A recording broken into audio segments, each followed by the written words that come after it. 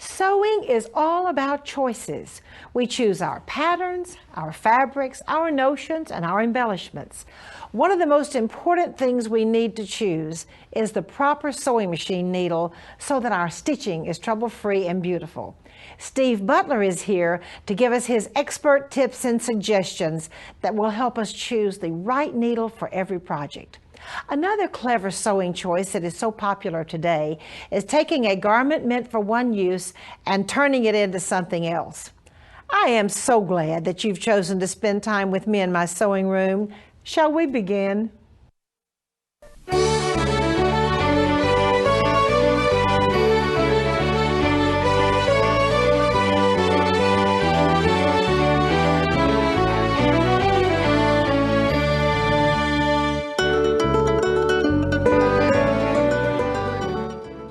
I am so happy to have as my guest today Steve Butler.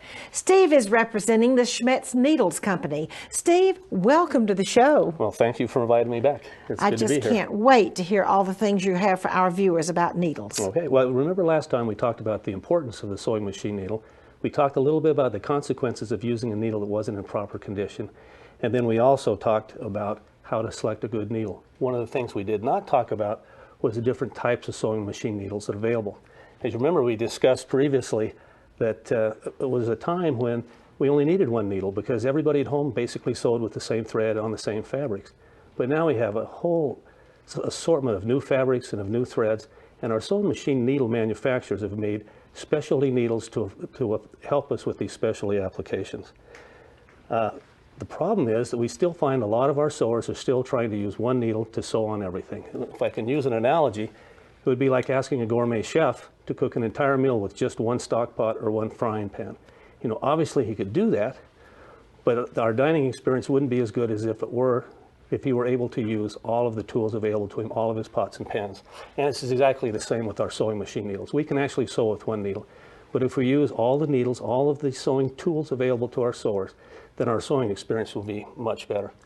The problem is how to do this, because when we show up at the store where we buy our sewing supplies, a lot of times we go back to the wall and we look at the needles, and there's just a huge assortment of different types of needles and different sizes of needles. So how do we decide? And I think the method we have to do is we just have to decide to sit down and become familiar with the needles.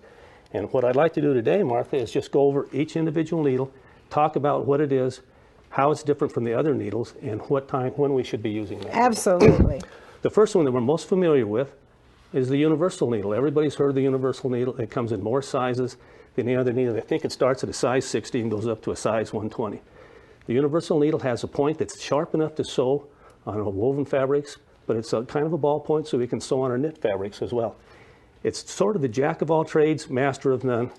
It's a great needle to have around the house to use on projects. But if we look, we'll find that there's always a needle that's just a little better for specific uses. The one we can talk about first would be the Microtex needle. This is a very sharp needle, has a very acute point on it, and we use that for sewing on woven fabrics. And what this needle does is it penetrates the fabric. It pierces through so smoothly that it doesn't affect the fibers on either side of this woven fabric. So when we're done, we don't have any unraveling on that type of thing. On the opposite side of the scale, we have the jersey or the ballpoint needles. These needles are designed with a round tip, and what they do is when they pierce the fabric, they just push the fibers aside. So when you're finished sewing, they're not cut and they don't unravel on you. Another needle that we like to use, which has a ballpoint, is the stretch needle. A lot of folks like using the stretch needle. It has a ballpoint, so when we're sewing on elastic fabrics or the stretch fabrics or elastic bands, it doesn't cut these fibers. It just merely moves them aside. In addition to having a ballpoint, it has a specially shaped eye and scarf, which helps push this thread out at a right angle and helps us make sure we don't get any skip stitches. Another needle that we use a lot is for our quilters. Quilting is very popular in the United States, and the quilters have their own needle. The quilting needle is a sharp needle, just like the Microtex needle, but it has a very tapered tip on it, so it can slide through several layers of fabric without doing any damage to those layers. Another needle that has a sharp point is the jeans needle. What makes the jeans needle different from the regular Microtex is it has a reinforced blade. It's a much stiffer needle, so it doesn't deflect when it goes through the fabric. This is a needle that we use quite often for sewing on denim or canvas, duck, anything that would actually cause the needle to deflect. what we found is that our quilters love using this. A lot of our quilt tops are very complex with lots of layers of fabric. And when our quilters start to do the actual quilting, they'll do a pattern on the front, but because the needle will often deflect, the pattern on the back won't follow that. So if we use a jean stitch needle, it's much stiffer, the needle doesn't deflect, and so the pattern on the front more closely matches the pattern on the back. Another needle that we see that we use a lot nowadays is the embroidery needle. Absolutely. Lots of folks are interested in embroidery. You can see the sewing machine companies are always coming out with new, more capable embroidery machines.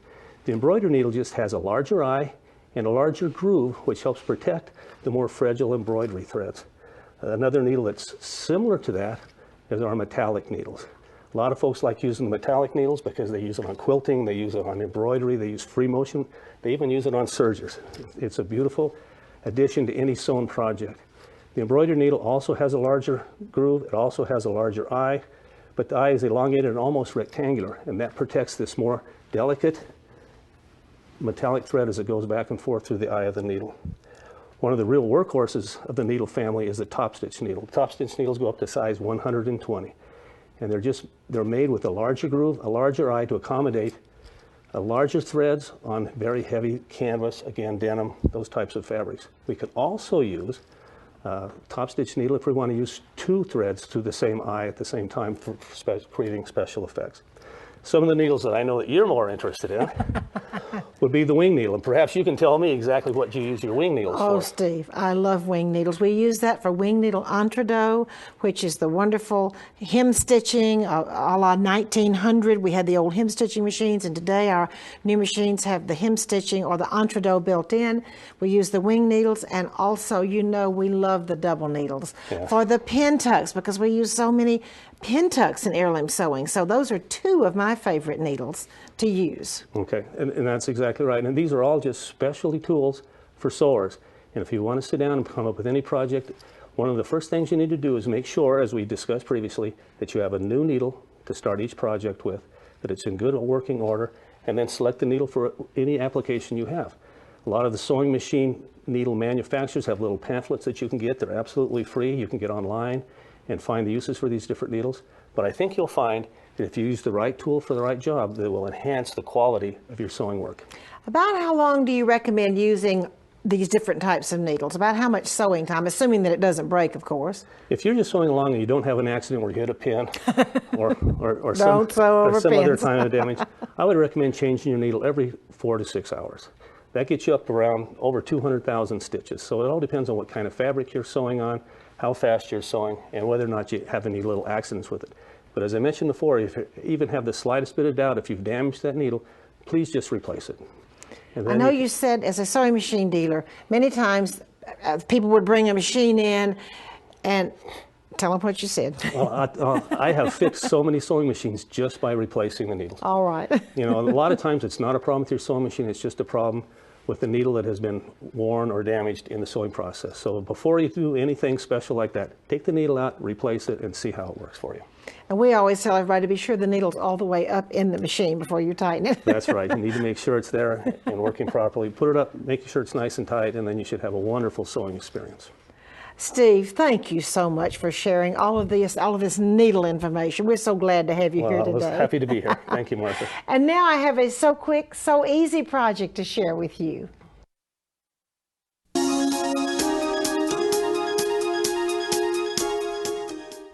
I'm so happy to have as my guest today Charlotte Gallaher. Charlotte is director of the Machine Embroidery Division of Martha Pulling Company. Charlotte, welcome to the show. Thanks, Martha. And I'm so excited about this wonderful Pashmina. You know what excites me is the fact that we have something that we can purchase and just do our machine embroidery and our embellishments and have a fabulous garment. Now, I just put this around my shoulders. It's so soft. What you're going to do today, and I love it, is to make a shrug, make a little jacket out of the Pashmina like I have on. This is the white one, which is absolutely beautiful. And then I think this one is fabulous too, Charlotte. Now, I believe you said you just sewed two together, the pink and the turquoise, to do the same technique you're going to do. Here's the little sleeve. This makes an absolutely fabulous jacket. It's also a fun place to do machine embroidery for those of us that love to wear machine embroidery ourselves. Charlotte, show us all about this technique. Okay. This trick. It really is quick and easy for this one. The first thing you want to do is take the full length of the pashmina, and you want to mark the center either with pressing it or using a washout pen. Then put a mark 4 inches on either side of center. Then you're going to take each end, the opposite corner that the fringe is on, and bring it up to that 4-inch mark. And you're going to stitch a straight stitch or a zigzag to within 8 inches of the end of the fringe. This leaves an opening for your arm to go through. Once you have stitched that down, the next step I did was to take a fusible web. This one comes in small strips. It's fusible to both sides, and applied it along the edges where I had sewn at the fringe, and then pull the release paper off of it and flipped it over and pressed it down. This also turned the neck edge, which is already actually finished on the shawl, and creates a little edge onto it. Once I had done that, I stitched along it with a decorative stitch on the sewing machine, and as an added touch, I also then went and put a ribbon along that edge and stitched it with a straight stitch. And that's all it is to make one of these. Well, I think it's completely fascinating. Charlotte, I know on this two colored, you said you just simply took the two colors and straight stitched the two of them together and treated it as one. Is that what I heard you say? To create like a lining. And then this gives you two colors along the edge of your shoulder. This is so pretty, and actually it feels so good too. It's so nice and warm. Cashmere. It's just butter soft, but yet it isn't itchy. As a single, it's nice for the spring and summer. And you just need to go in air conditioning or something, or if it's a little bit heavier if you use two of them. Well, this was just so sweet just to have with you. Right. You know, restaurants are cold, and a lot of times you just need, and white just simply goes with everything. It does. Easy and quick. That's what we like, Charlotte. Yeah. Thank you so very much. And now I have some hand embroidery stitches to share with you.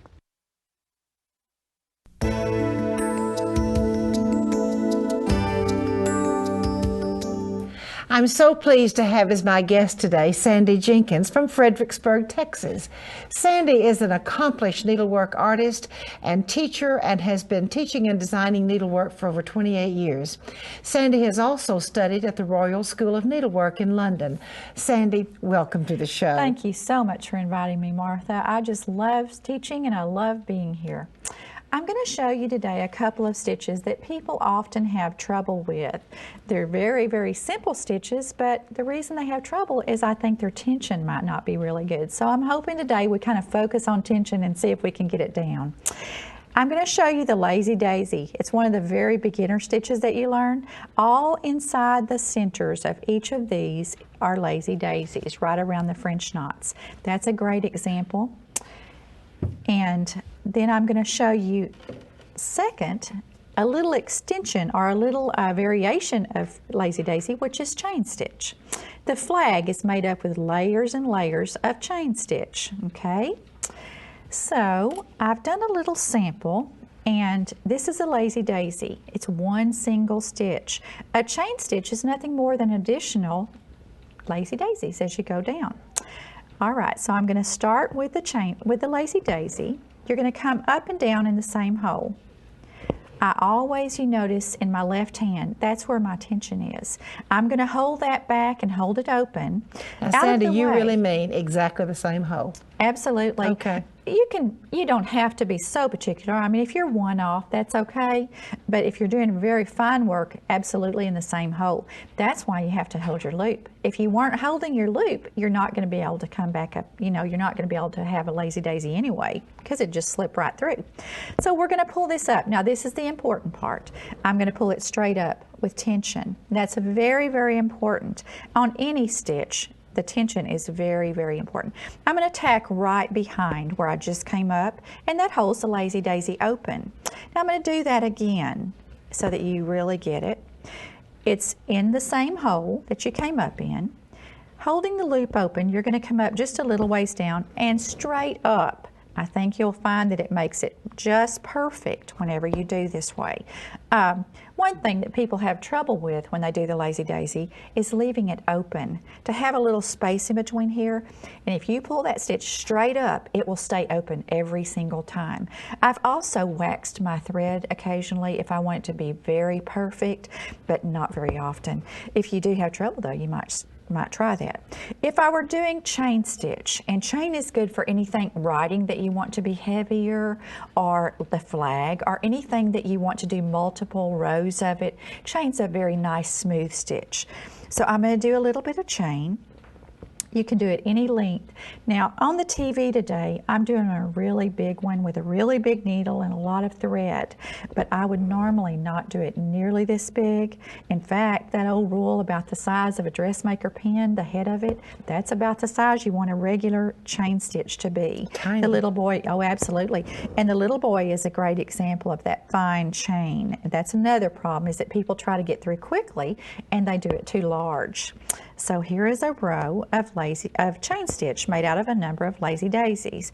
I'm going to come in the same hole. This is another thing. Sometimes people will go to the side. You must go into the center, just where you came out, and then come up just a little ways down and straight up. That little tension sure does matter. I'm going to pull off to the side, and I'm going to show you a little fine one. I think that you would enjoy that. This would be the size of a regular chain stitch. And if you don't want to hit the knot, just kind of push your needle a little, wiggle jiggle to the side, and that keeps you from touching that knot. Now this is going to be a regular one, and I would normally do it with 2 or 3 threads. You don't want to do chain with a heavy thread, because any stitch that you have 2 sides of it, so the chain has a left side and the chain or the Lazy Daisy either have 2 sides, the left side and the right side, I would make sure and use about half the thread I would normally use to make a really, really fine one. You can ply up or get a twisted thread, and that's another way to make it really nice. But you can see how nicely that it lays. It's just a perfect stitch. Makes great curves. It's a good, if you have large names like I have on the Old McDonald quilt, you can use the chain stitch for another way to do writing. It's just a really Sandy, great. do you work on one of these hoops where you're sitting on it and have it up in front of you? I normally do not, You just Martha. work in what size hoop do you normally work in? If you only owned one hoop, that's Okay. a great question, Okay. because people Okay. are always asking me what Okay. size I use. A 6-inch is perfect for most everyone's 6-inch hand. wooden hoop? Yes, ma'am. I always use a wooden. Different people think different ways, but I like a wooden. A right size hoop is the size that you can put your hand down on it and have your thumb or your finger so that it can catch your tension, catch your stitch so that it's easy to work and you don't have to stress. Thank you This so would be much. way too much large. Thank you so Thank much, you. Sandy. And now I have a beautiful doll dress for you.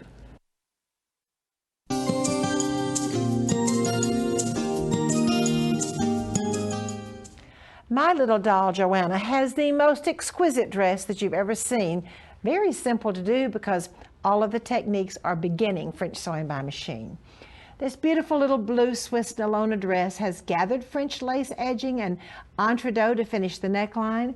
Of course, there's a sweet little piping there. Now, you probably thought this was hand smocking, and if you move out 3 feet, you can't tell the difference, but this is machine smocking on her little dress. The sweet little puff sleeves, and this sleeve has the techniques I'm going to share with you today. Entredot to gathered fabric, entredot to beading, which also is called ribbon slot in Europe, beading to entredot, entredot to gathered lace edging. All of those are so easy to do, and I'm going to show you how. Let's come on down to her skirt. The bottom of her skirt also is beginning French sewing techniques. Entredot to flat fabric, lace to lace, lace to lace. Come on over here and let's see how easy this is to do. Entredot is something that is made in Switzerland, and it looks like a railroad track for ants.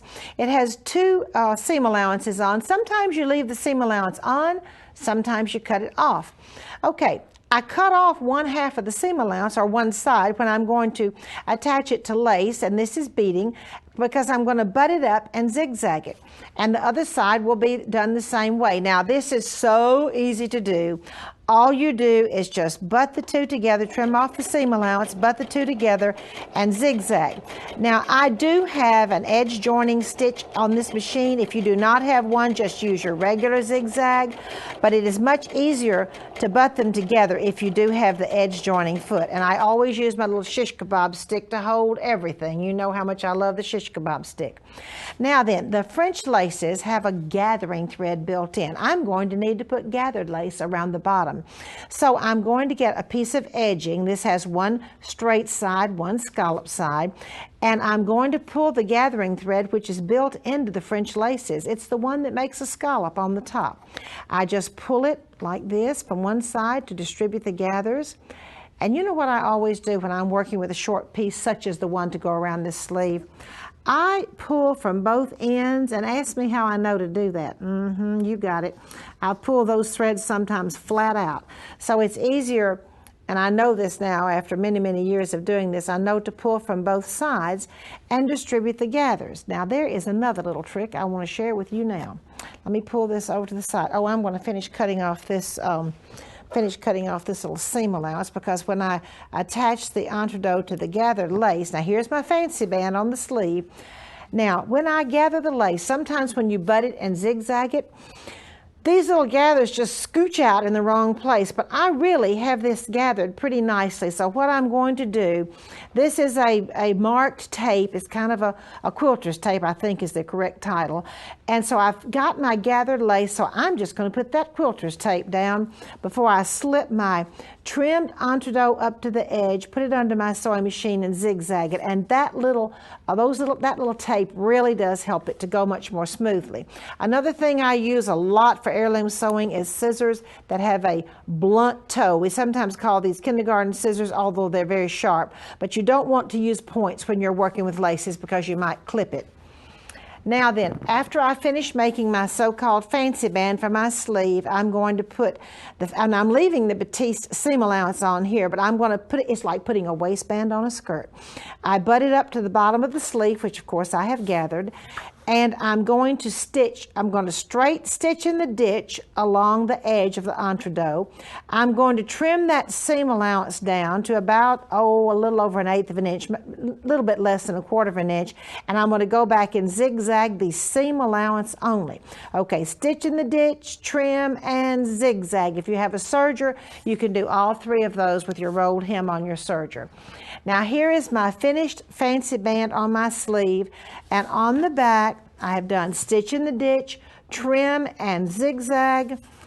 I am now ready to run ribbon through if I want to. I'm also now ready to trim my sleeve now that all of the work is done on it, and then I'm going to run the gathering threads, and I'm ready to insert the sleeve into my little dress. And now I have a beautiful piece of antique clothing to share with you from my vintage collection.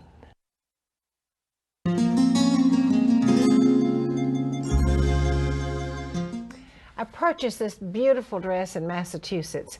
And I mean, how do you even describe the beauty of these clothes? But I will tell you one thing. If you look at the height of this collar, I'm certainly glad I don't have to wear this dress today. Look at the wonderful lace that's been mitered and put in at an angle, the beautiful Swiss trim. I'm always fascinated by the sleeves of these dresses, this one has the lace shaping with the beautiful Swiss trim and the little point on the cuff.